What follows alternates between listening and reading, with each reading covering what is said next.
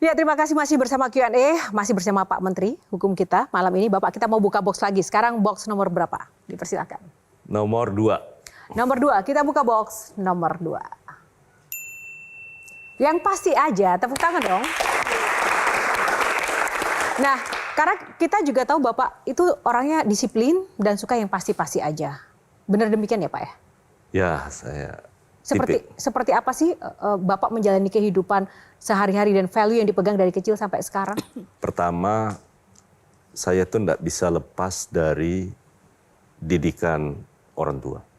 Terutama dengan almarhum bapak saya. Sesuatu yang enggak bisa saya lupakan, yang pertama adalah pesannya kepada kami bersaudara. Kalian nggak boleh sama sekali mengharapkan ada warisan. Sekalipun mungkin suatu saat saya meninggalkan harta. Itu soal lain. Bagi kalian yang pingin ambil harta saya, sekolah. Pokoknya yang mau ambil harta saya, sekolah. Bahkan bapak saya tuh sempat keluarkan kata-kata. Yang penting untuk sekolah, kalau duit saya nggak cukup, diri saya pun saya jual, saya ikhlas jual untuk kalian.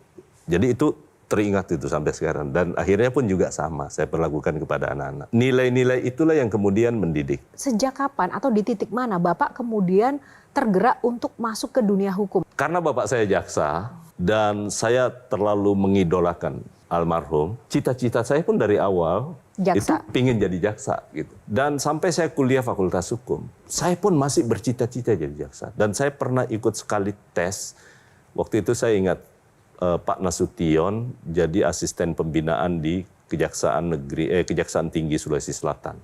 Beliau nawarin saya, karena dulu saya sering selenggarakan seminar nasional. Jadi jaksa-jaksa pada senang, karena waktu itu kan sistem angka kredit di kejaksaan udah mulai berlaku. Walaupun seminarnya seminar lokal, tapi selalu saya pokoknya harus ada nasionalnya, padahal pembicaranya pembicara lokal gitu loh. Karena itu kumnya tinggi, satu. Akhirnya saya diberi kesempatan, Man kamu jadi jaksa. Saya mendaftar, saya difasilitasi, ikut ujian, tapi waktu itu kan belum selesai di S1. Udah, pokoknya kamu masuk dulu golongan 2, setelah selesai sarjana baru penyesuaian. Saya nggak usah cerita soal kenapa kemudian batal. Akhirnya, begitu batal, saya ke Kejaksaan Agung, saya putuskan batal. Saya telepon bapak saya, Pak, sebaiknya saya nggak usah jadi jaksa. Saya mau lagi lanjut S2. Saya lanjut S2 waktu itu di tahun 92 atau 93 ya. Waktu itu hampir sebahagian besar mahasiswa itu mahasiswa umum nggak ada. Karena semua yang ikut itu adalah dosen-dosen waktu saya ikut. Harga diri satu bangsa itu kan sebetulnya terletak pada seberapa tegas dan tidak tebang pilihnya hukum yang terjadi, apalagi untuk rakyat dan aparaturnya, Pak. Nah, sedangkan yang terjadi di negeri kita dari jawaban Pak Menteri tadi ada satu anomali, Pak. Kayaknya untuk kasus KKN, ini nggak terjadi demikian, bahkan hukumannya cenderung justru kebalikannya dari apa yang dari tadi kita dengar. Yeah. Pertanyaan Sherly adalah, kenapa sih Pak RUU perampasan aset yang sangat ditakuti oleh koruptor itu seolah-olah itu seperti ditunda-tunda, jalan di tempat, bahkan semakin kesini sepertinya itu dijauhi atau dihindari untuk dibahas dan disahkan. Padahal itu kan adalah hal yang paling dikhawatirkan oleh para koruptor, Pak. Betul. Itu kenapa, Pak? Saya banyak berdiskusi soal ini. Ini kan kalau kita bicara soal kenapa, berarti kita bicara soal politiknya. Boleh dikonfirmasi sama Pak Mahfud. Saya pernah diskusi berdua sama Prof. Mahfud terkait dengan Undang-Undang Perampasan Aset. Kapan waktunya yang tepat untuk diajukan? Dan di luar perampasan aset itu, undang-undang apa lagi yang harus kita lakukan? Prof. Mahfud selalu bilang bahwa di zaman Orde Baru, mengutip kata-katanya almarhum Bapak Pak Prabowo, Pak Prof. Sumitro kan pernah keluarkan angka 30% di zaman Orde Baru, duit itu nguang. Gitu. Kemudian Prof. Mahfud, beliau waktu menjadi Menko Polhukam sampaikan bahwa sejak zaman reformasi lebih gila dibandingkan di zaman Orde Baru. Bukan hanya soal volumenya, tapi menyangkut soal pelakunya. Kalau dulu itu hanya kalangan atas, sekarang ini sudah bisa hampir semua kalangan. Tapi bukan berarti yang di sini ya. Hampir semua kalangan. Ini rakyat jelata, Pak. Ya. Nah, karena itu perlu strategi untuk kita lakukan.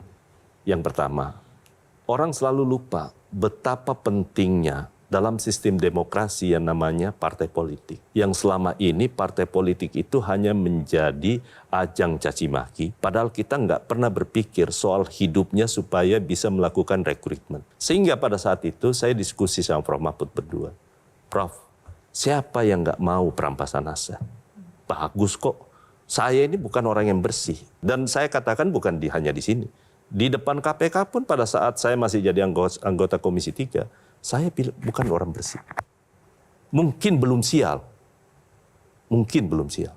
Tapi apakah saya ingin membersihkan itu? Dan semua orang-orang yang menjabat ingin membersihkan. Pasti nuraninya nggak bisa bohong.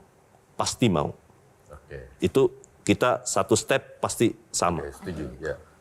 Yang kedua, partai politik kalau nggak dipikirkan, karena kan kita harus berpikir pembatasan tindak pidana korupsi itu kita harus atasi dulu. Di pucuknya mana sih sebenarnya benangnya yang paling putus dan harus kita sambung. Partai politik, satu, dia tugasnya sangat mulia. Dia menciptakan pemimpin, tapi untuk menciptakan pemimpin, dia butuh kaderisasi. Kaderisasi, dia butuh pembiayaan. Sekarang pertanyaan saya, negara bertanggung jawab nggak terhadap pembiayaan partai politik? Partai politik manapun. Akhirnya partai politik mencari jalan yang pragmatis. Mencari funding di luar negara. Yang tentu pada akhirnya bisa menimbulkan kesepakatan-kesepakatan. Karena itu dulu saya mengusulkan. Di zaman Pak Abraham Samad menjadi ketua KPK, di hadapan rapat kerja dengan Komisi 3, karena waktu itu KPK begitu luar biasanya dipercaya. Saya sampaikan, Pak tolong buat kajian. Kalau masyarakat, kami yang buat kajian DPR, ataupun orang-orang di pemerintahan yang buat kajian, berapa sih yang layak negara bisa berikan kepada partai politik? Yang wajar, tetapi itu cukup. Jangan sampai memberi sesuatu yang nggak cukup, yang nggak ada gunanya. Nah karena itu, KPK akhirnya melakukan studi, mengeluarkanlah angka 10.000. Saya bertanya, 10.000 per satu suara.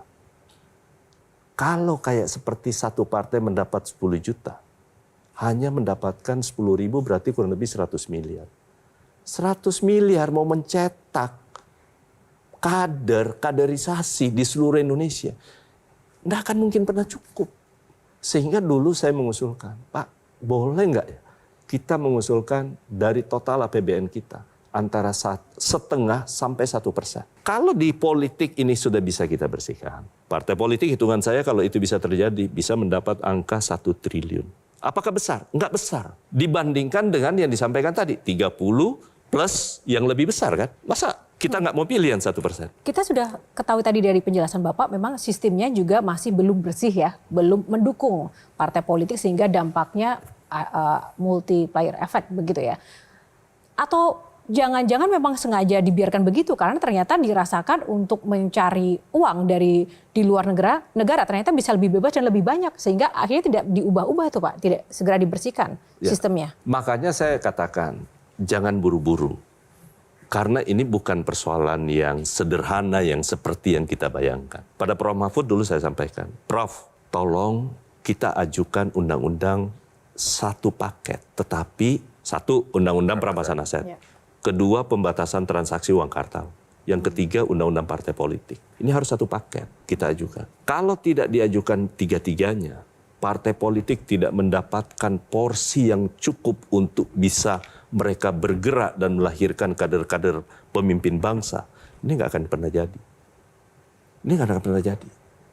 Nah karena itu saya selalu bilang kepada teman-teman waktu saya ditanya, kenapa pemerintah belum ajukan?